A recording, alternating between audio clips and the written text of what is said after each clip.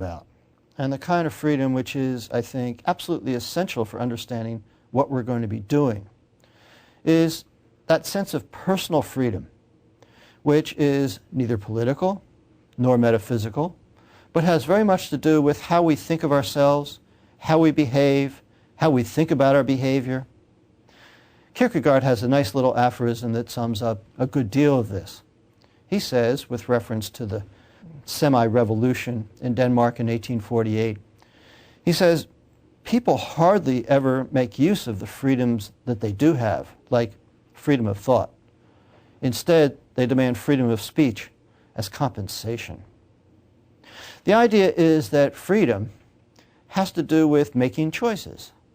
It has to do with deciding how you're going to live your life. Freedom also has to do with taking consequences. Once you've made your choice, you can't just say, I didn't anticipate that, I don't take responsibility for that. Having chosen, you're then responsible for what follows as well. Freedom is often connected with reason. In much of the history of philosophy, to be free is to act rationally. What we find in the existentialist is a very different kind of thesis. In the ancient Greeks, it was often said that acting in accordance with reason makes us free. Acting according to the passions makes us a slave. The Enlightenment philosopher David Hume, who will pop up every once in a while in these lectures, had a very interesting reversal of this ancient wisdom. It was the ancient poet, storyteller Aesop who once said that the passions should be the slave of reason. Hume, in the 18th century, said instead, reason is and ought to be the slave of the passions.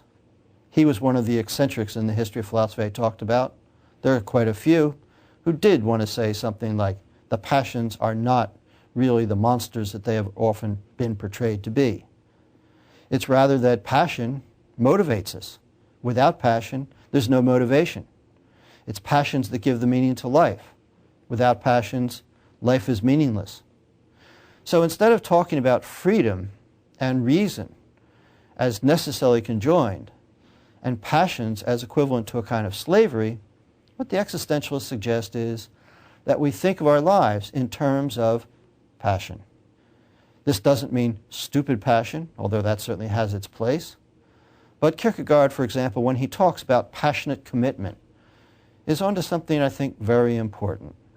And basically it's that passions give life meaning, and it's through passionate commitment that we give our lives the particular meaning that it has. Another thesis that we find is based on that notion of existence that I very quickly mentioned, and I said that it is really the base of the word existentialism, and there's a sense in which all the philosophers will talk about put a very heavy premium on it. It starts with a distinction, and it's a distinction which, of course, some people will find offensive.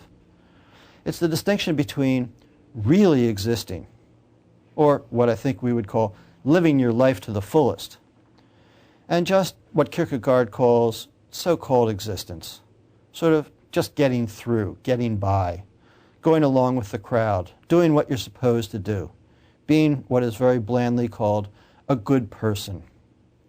For Kierkegaard, again, existence consists of passionate commitment. Nietzsche, who doesn't use the term much, nevertheless has a very clear idea about the same concept. For Nietzsche, to be truly existing, to really be a person, has to do with taking hold of your own life, realizing what your particular talents and virtues are, falling in love with yourself in a very important way, and understanding that what your life is about is manifesting those virtues, manifesting those talents, passionately throwing yourself into the work you do, and as he puts it, again borrowing from the ancient Greeks, becoming the person that you really are. There's also a thesis of contingency, and this is something that I think most of you have probably thought about at one time or another. It's the idea that our lives are in a way, happenstance. They could be very different. And we can play games. We do this all the time. If I lived in the Middle Ages, what would my life be like?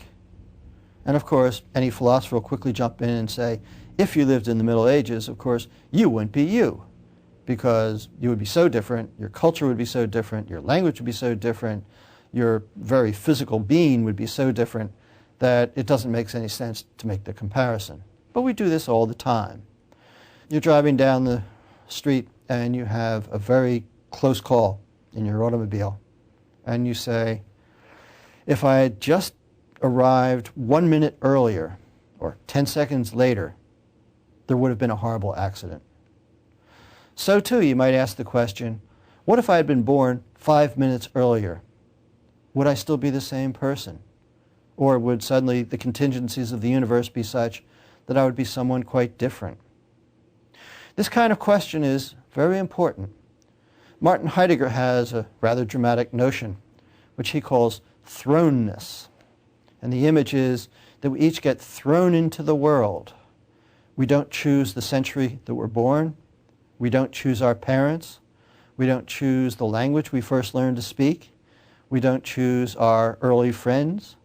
And in fact, if you look at a good deal of your life, you realize that it's not something you choose, but something you're thrown into.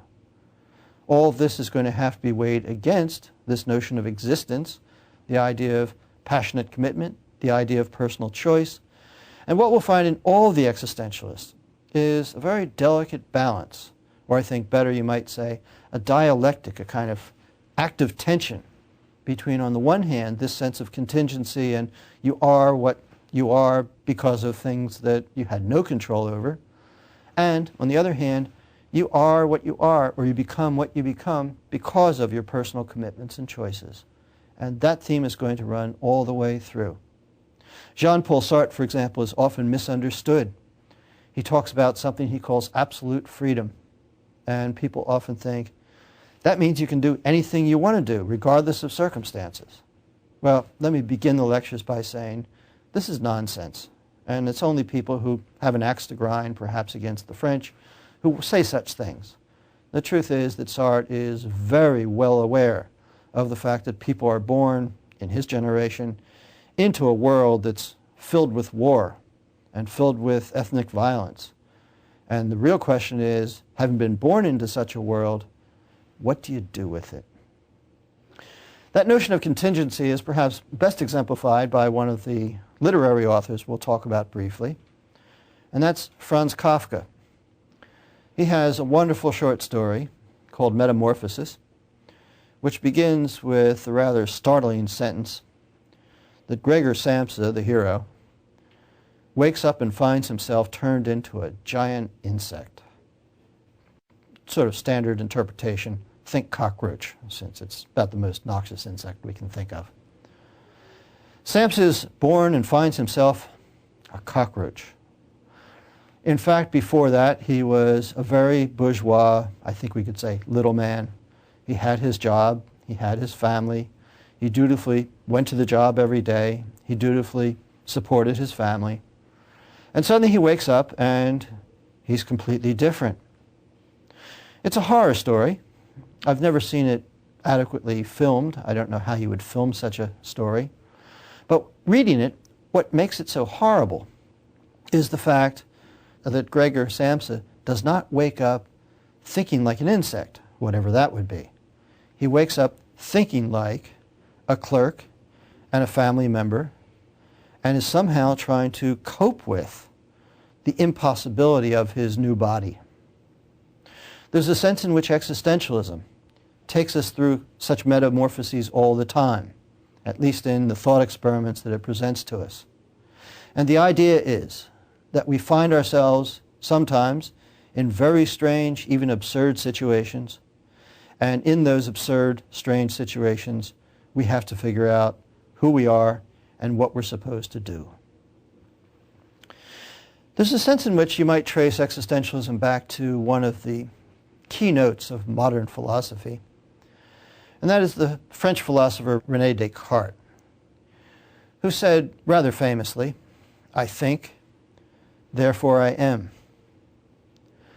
Descartes said this as part of a rather lengthy argument, and this was, in fact, a premise that he was to use to prove all sorts of things, but that's not of interest for us here right now. What's important is that the very statement, I think, therefore I am, is sort of an emblem of a certain kind of philosophy. First of all, notice that the emphasis is on thought. And as I've been stressing, for the existentialist, your existence is not so much bound up with your thinking. In fact, Nietzsche, for example, will say, you never exist quite so much as when you're not thinking. But also, that idea of I am, and I am as a thinking thing, is something that is going to be challenged. For the existentialist, to exist is very much to be a being in the world, to be active, to be engaged. And the very idea that I think, therefore I am, somehow summarizes our self-identity, is to make it sound much simpler than it is. We don't find out who we are just by reflecting on ourselves and say, aha, here I am. But rather, you find out who you are, among other things, by looking to see what you've done, by looking to see how other people think of you, by looking to see how in fact you think of yourself in concrete terms. Because what existentialism is really all about is how we live our lives. The reason why I'm so attached to it is because it seems to me, of all philosophies, it is the one that is most geared to our very real concerns, our very real passions, our very real decisions. And if it's complained that existentialists don't really give us enough advice about precisely what we should do, they really just say things like, take responsibility for your actions, then I think one might conceive of that not so much as a weakness, but rather as the great strength, and in fact very central to the idea of existentialism itself. You don't tell people what they should do. What's central to all these figures is what you should do, how do you live, is up to you. It's up to you to make the choice. It's up to you to gear up the passions, to commit yourself to the choice.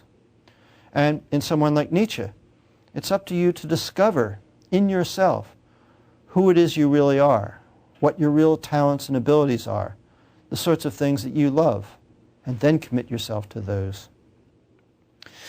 Existentialism originated, as you can tell from these 5 figures. Kierkegaard's Danish, Nietzsche and Heidegger are German, Camus and Sartre are French, or in Camus' case French-Algerian. But I would argue that existentialism really has its greatest impact and its greatest power in contemporary America. The fact is that we've always been a society which has prided itself on our sense of responsibility, but I think we've all noticed with a certain amount of despair that in the recent decades, it's all shifted into a kind of sensibility of victimization, a sense that the world is moving too fast for us, a sense that, for example, in politics, we don't make a difference, a sense that religion has gotten somehow superficial, a mere facade, a kind of sham. And we're looking for something deeper. We're looking for something that we can call our own. We're looking for a sense of empowerment, to use a greatly overused contemporary word. The truth is, I think existentialism can give us that, because what existentialism talks about and constantly hammers away is the idea that we are responsible, we do have choices, no matter how complicated or fast-moving the world is, and no matter how superficial those around us might be. We are in charge of our lives. We have to make the choices. We have to understand exactly how dark life can be and figure out what to do with that, as well as figure out where joy lies and pursue that too. So in the lectures that follow, I'm going to be running through these various figures, starting with Camus, and I'd like to give you basically 24 different kinds of illustrations about how these theses play out in practice. Thanks.